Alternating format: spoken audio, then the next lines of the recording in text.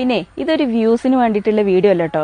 ഒരു ഗുരുതരമായിട്ടുള്ള മാനസിക സാമൂഹിക പ്രശ്നത്തിൻ്റെ വിശദീകരണമാണ്.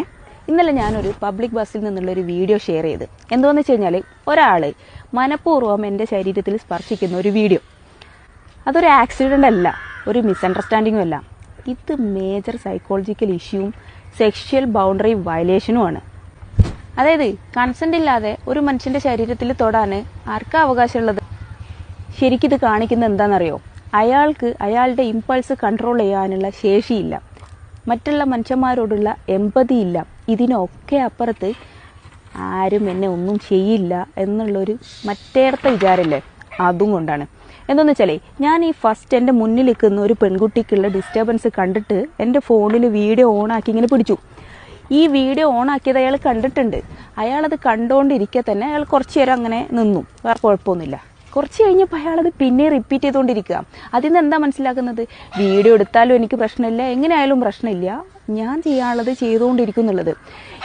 ഇത് കാണിക്കുന്നത് ഇയാളിതൊരു പാറ്റേൺ ആയിട്ട് കണ്ടിന്യൂ ചെയ്യുന്നുണ്ട് എന്നുള്ളതാണ്. എന്ന് വെച്ച് കഴിഞ്ഞാൽ അയാളുടെ ബിഹേവിയറിൽ നല്ല പ്രശ്നമുണ്ട്.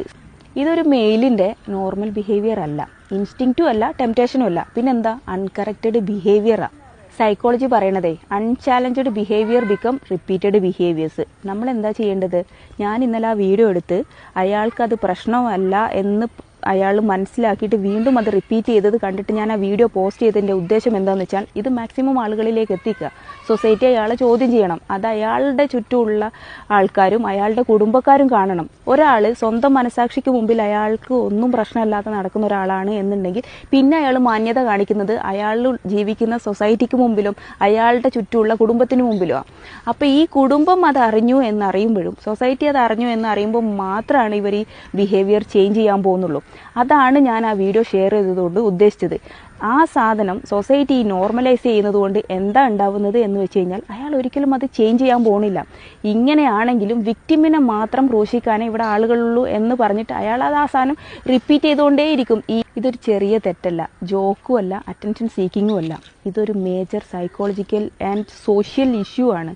സൊസൈറ്റിയും കുടുംബവും അറിഞ്ഞ് അയാളെ ബിഹേവിയർ, ഇത്തരം ആൾക്കാരുടെ ബിഹേവിയർ തിരുത്താനാണ് ശ്രമിക്കേണ്ടത്.